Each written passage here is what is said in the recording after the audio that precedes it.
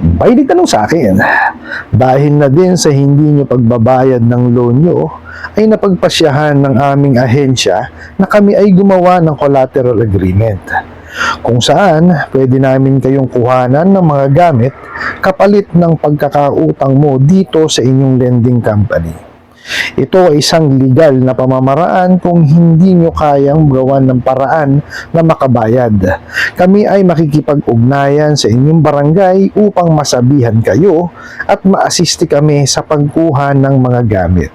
Ang hindi pakikipag-usap tungkol sa utang ay isang paglabag sa batas ng pautang. Lahat ng mensaheng pinadala namin sa inyo ay magsisilbing ebidensya kung sakaling magdiretso ito sa korte. Kung willing kayong mag-settle ngayong araw, mag-response lamang sa message na ito. Disregard this message if you will pay today. Reference number, total amount 4,600, discounted amount 3,000 pesos. Biller name, valid only for today. Alright, napakagandang katanungan po nito, pero bago natin sasagutin, imbitahan ko muna sana kayo. Napakisuportahan po sana ang aking mga social media accounts sa YouTube, Facebook, and TikTok. Nakita niyo itong mga bugok at abusadong online lending apps na abubulol tuloy ako. Masyadong pala desisyon. Alam niyo kung bakit? Aba, nag-decide na raw silang gumawa ng collateral agreement. At kukuha ng kayo ng gamit. Bye. Ayos din. Ano ka nagtiting? Totoo ba to? Ayan yung sasagutin natin. Yung may natin itong katanungan, yung pinadala niyo yung katanungan. Okay po. Ang sabi ho doon sa mensahe, dahil nga daw sa hindi pagbabayad ng loan, napagpasyahan na raw ho nila. Nakita niyo ho. Sino na ho nagdesisyon, ha? Pala desisyon tong mga to. Na yung ahensya daw po nila gumawa na ng collateral agreement. Okay. Tapos yung collateral agreement daw po is legal na dokumento raw to, o legal na pamamaraan daw po ng pagkuha ng gamit pag hindi raw kayo nakabayad. Okay. Katawa. Si maulo tong mga to. Doon alam niyo, hindi ko matigil yung tawa ko. Alam niyo kung bakit? Kasi talagang pinakikita ho nila, at pinaalam mismo sa mga kliyente nila na tanga sila sa batas. Collateral agreement. Ang meron naman pong karapatan, na magpatupad, ng ganitong klaseng paghahatak, is ang korte lamang po. Okay? Ang tawag po doon is writ of execution. Okay? Magkakaroon lamang po ng writ of execution pagka po may paborable ng desisyon ang korte. Or in this case po, pagka usaping utang, small claims. So, ibig sabihin po, nagharap na kayo sa small claims court. Di po ba?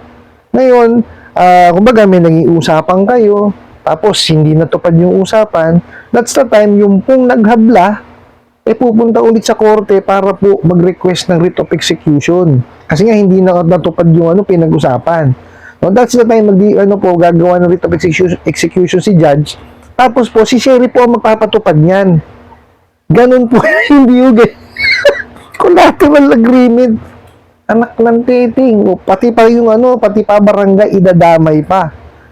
Diba? Kasi sabi nga ho dun sa sa mensahe, nakikipag-ugnayan na raw sila sa barangay para masabihan kayo, nahahatakan kayo ng ganyan. Nakita nyo kawalang yan?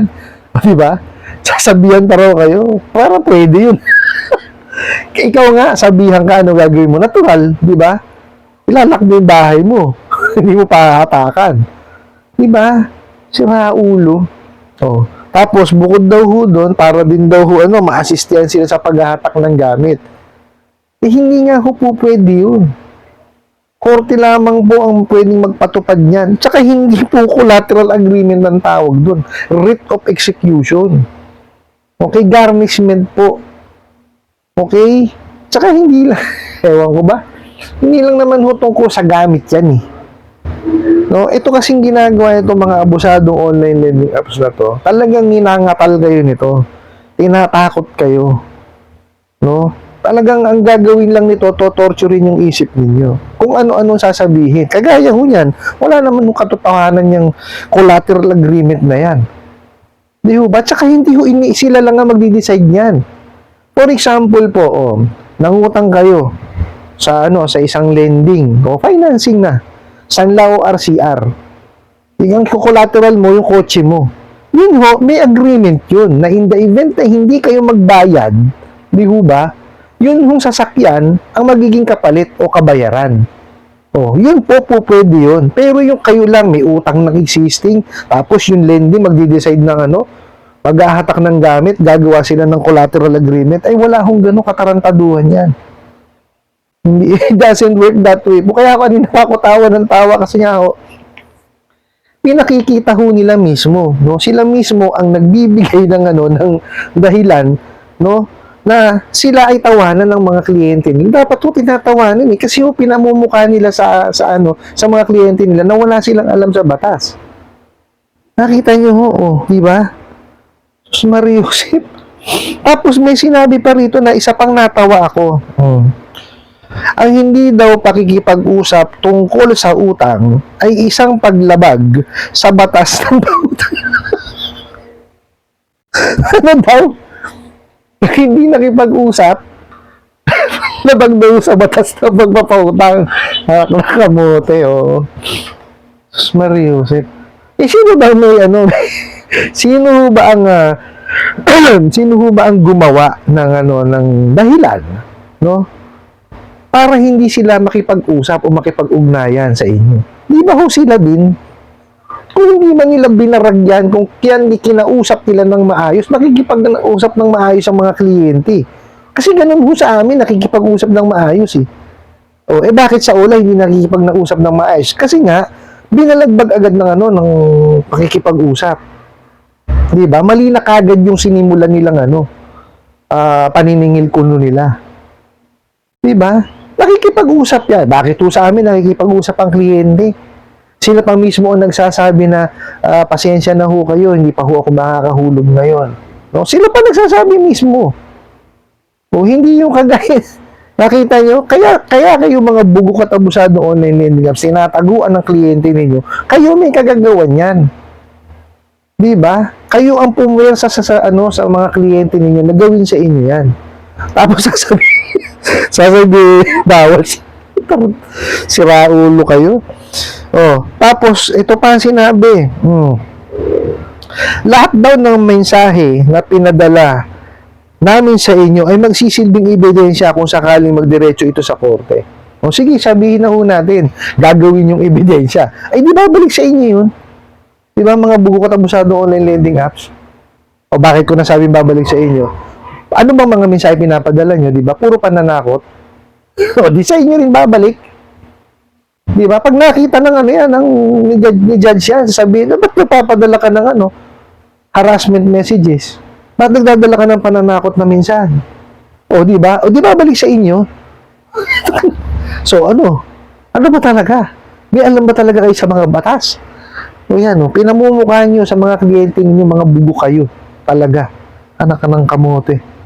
Di ba ho? Napatunayan ko sa inyo. Di ba? Matagal ko na sinasabi sa inyo. Walang alam sa batas itong mga bugok na to. Di ba? Tinatakot lamang kayo niyan. Actually, dapat tawanan nyo ito Collateral agreement. Tapos meron silang tawag dito yung batas para batas ng pautang.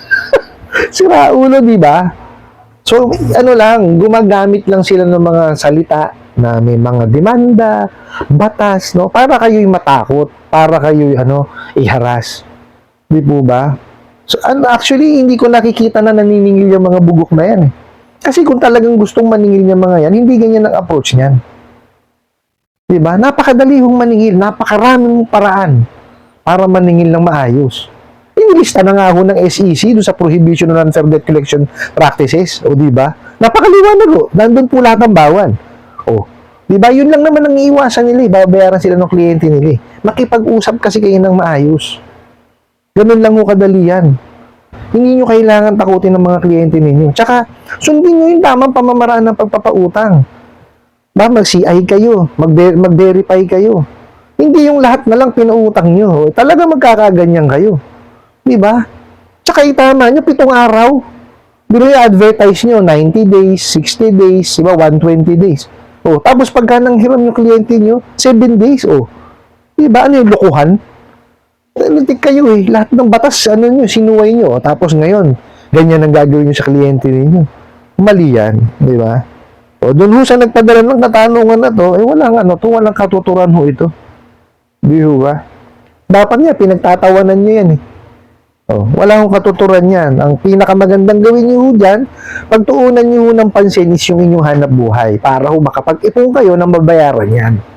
Ganun lamang po. Huwag kayong magbabayad ng parcel-parcel sa mga bugok na yan kasi walang patutunguhan yan. Yung habang buhay kayo magbabayad yan, kapa-parcel. O, ipunin nyo, tsaka nyo ho bayaran. Sundin nyo ho kung ano yung nakalagay doon sa ceiling on interest rate. O, di po ba? Nakalagay po kasi sa ceiling on interest rate, kagaya ho nun sa inyo, ano yan, mababaho sa 10,000, di po ba? O, less than 10,000 po, 10,000 pababa ang sakop nun eh. Tsaka yung termino na hindi lalagpas sa 4 months. Eh, sigurado to, 7 araw lang to. Di po ba? So, maliwanag ho ito, pasok doon sa ceiling on interest rate. O, di 15% lang po, per month ang ilagay ninyo. Tapos, pag lumagpas na kayo na isang buwan, doon sa inyong due date, o, dagdagan nyo lang po ng 5% ng base doon sa nautang po ninyo. Ganun lang ho kadali yan. Okay? Hindi ho nila po pwedeng i-contest hindi nila po pwedeng iangal yan.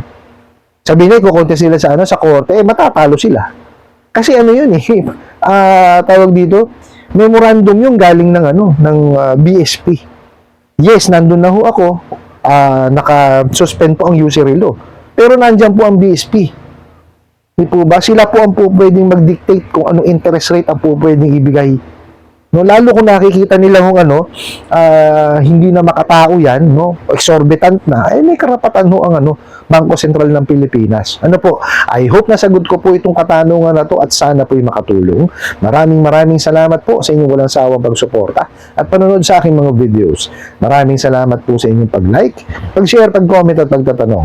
And kunin ko na rin po itong opportunity na to na imbitahan po sana kayo na pakisuportahan po sana ang aking mga social media accounts sa YouTube, Facebook, and TikTok. Sa muli po, yun lang.